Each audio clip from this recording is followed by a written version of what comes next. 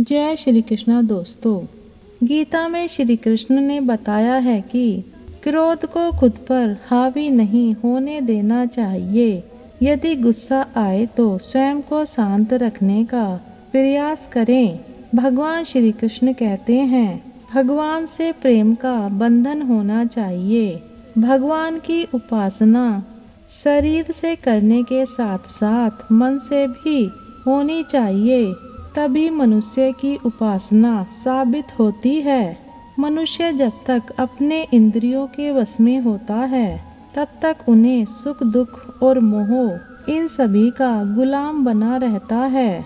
जब मनुष्य इन तीनों को त्याग देते हैं तभी वह सच्चे भक्त के रूप में भगवान के सामने आ पाते हैं। इसीलिए हमें सुख दुख और मोह को त्यागना जरूरी है। मनुष्य जब तक अपने बारे में सोचते रहते हैं और अपने परिवार के बारे में सोचते रहते हैं तब तक वह भगवान के भक्त नहीं बन सकते।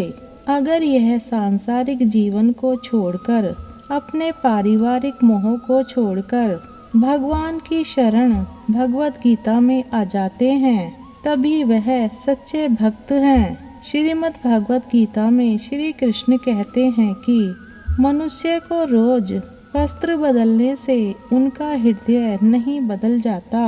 उनको अपने वस्त्र नहीं बल्कि अपने मन को बदलना चाहिए, जिससे वह आत्मा की गंदगी को साफ कर सकें और स्वच्छ हो सकें।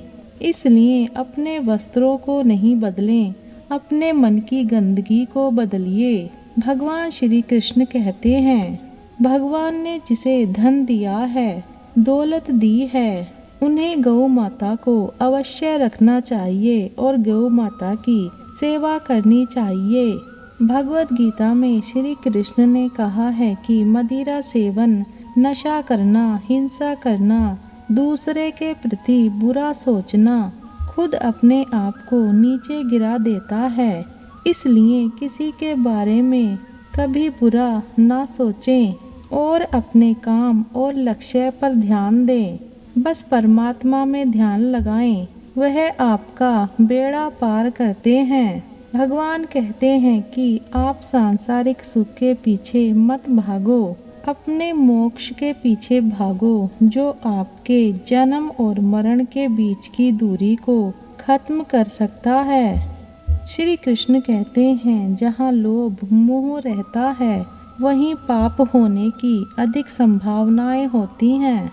इसलिए आप लोभ और मोह बिल्कुल ना करें।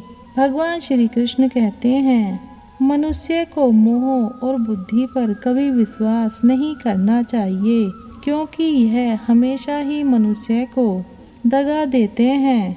जब पति और पत्नी में प्रेम होता है तो उनके घर में स्वयं भगवान जन्म लेने के लिए तरसते हैं और स्वयं भगवान ही उनके घर में उनके पुत्र पुत्री के रूप में जन्म लेते हैं।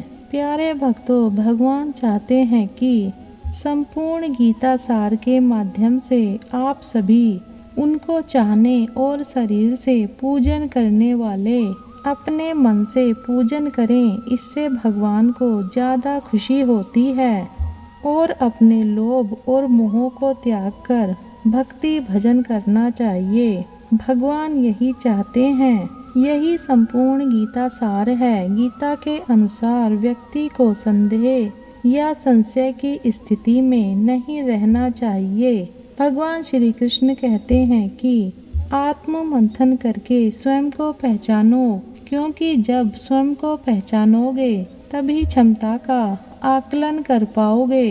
गीता में श्री कृष्ण कहते हैं कि मृत्यु एक अटल सत्य है, किंतु केवल यह शरीर नश्वर है, आत्मा अजर है। आत्मा को कोई काट नहीं सकता, अग्नि जला नहीं सकती और पानी इसे गीला नहीं कर सकता। जिस प्रकार से एक वस्त्र बदलकर दूसरे वस्त्र धारण किए जाते हैं, उसी प्रकार आत्मा एक शरीर का त्याग करके दूसरे जीव में प्रवेश करती है। भगवान श्री कृष्ण कहते हैं, मनुष्य को क्रोध से बचना चाहिए। कितना भी गुस्सा आए स्वयं को शांत रखने का प्रयास करें। इस संसार में आज जो तुम्हारे पास है वह कल किसी और के पास था, परसों वह किसी और के पास होगा। तुम यहाँ खाली हाथ आए थे और खाली हाथ ही जाओगे। मन पर नियंत्रण रखना बहुत जरूरी है।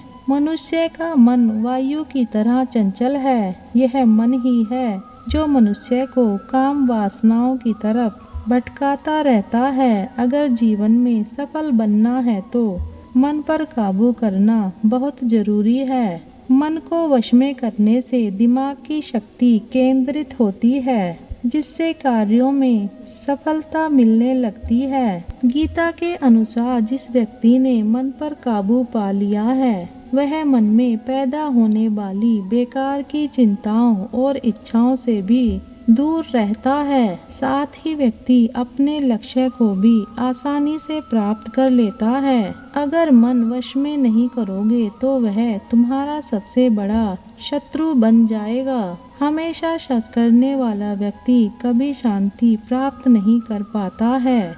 इसलिए संदेह करने से बचें। अधिक संदेह करने से मन की शांति भंग हो जाती है और व्यक्ति भ्रमित होकर अपने संबंधों को नष्ट कर डालता है। तन की सुंदरता मन को आकर्षित करती है, जबकि स्वभाव की सुंदरता हृदय को आकर्षित करती है। इसीलिए मनुष्य का स्वभाव हमेशा निर्मल होना चाहिए। कौन क्या कर रहा है, कैसे कर रहा है और क्यों कर रहा है, इन सब से आप जितना दूर रहेंगे उतना ही खुश रहेंगे। जिंदगी में हम कितने सही हैं और कितने गलत हैं यह सिर्फ दो लोग जानते हैं, एक परमात्मा और दूसरी हमारी अंतर आत्मा। भगवान श्री कृष्ण कहते हैं जिस मनुष्य के अंदर ज्ञान की कमी होती है और ईश्वर में श्रद्धा नहीं होती वह मनुष्य जीवन में कभी भी आनंद और सफलता को प्राप्त नहीं कर पाता। मोह विनाश का कारण होता है। मनुष्य के दुखों का मूल कारण उसका मोह ही होता है। वह जितना अधिक मोह करेगा उतना ही अधिक कष्ट भी भोगेगा। पछतावा अतीत नहीं बदल सकता और चिंता भविष्य नहीं संवार सकती। इसलिए वर्तमान का आनंद लेना ही जीवन का सच्चा सुख है। श्री कृष्ण कहते हैं जो तुम्हारा साथ देता है तुम उसका साथ दो और जो तुम्हें धोखा देता है तुम उसे त्याग दो। जिस जगह आपका सम्मान ना हो वहाँ पर कभी जाना नहीं चाहिए, वरना लोग आपको कमजोर और बेवकूफ समझेंगे। जहाँ बारिश ना हो वहाँ फसल खराब हो जाती है और जहाँ संस्कार ना हो वहाँ नस्ल खराब हो जाती है। बात इतनी मधुर रखो कि कभी वापस भी लेनी पड़े तो स्वयं आपको कड़वी ना लगे। खुद में थोड़ा स्वाभिमान होना जरूरी है, वरना लोग आपको वहाँ भी दबाने की कोशिश करेंगे जहाँ आपका अधिकार है। जब तक तुम अपने आप से नहीं हार जाओ तब तक दुनिया की कोई ताकत तुम्हें हरा नहीं सकती। कमजोर तुम नहीं, तुम्हारा वक्त है और वक्त सबका बदलता है। तुम बस अपना कर्म करते रहो। जिसने कभी संकट नहीं देखा उसे अपनी ताकत का कभी एहसास नहीं होगा। जो दूसरों की तकलीफ को समझते हैं, जिनमें दया है, जो दिल से अच्छे हैं, उन्हें दोबारा जन्म नहीं लेना पड़ता। किसी को कुछ देकर कभी घमंड मत करना। क्या पता तो उसे दे रहा है या अपना कर्जा चुका रहा है। घमंडी मनुष्य का वंश, वैभव और प्रतिष्ठा तीनों ही चले जाते हैं। विश्वास ना हो तो रावण, कौरव और कंस को देख लो। वीडियो को अंत तक देखने के लिए धन्यवाद। जय श्री कृष्ण।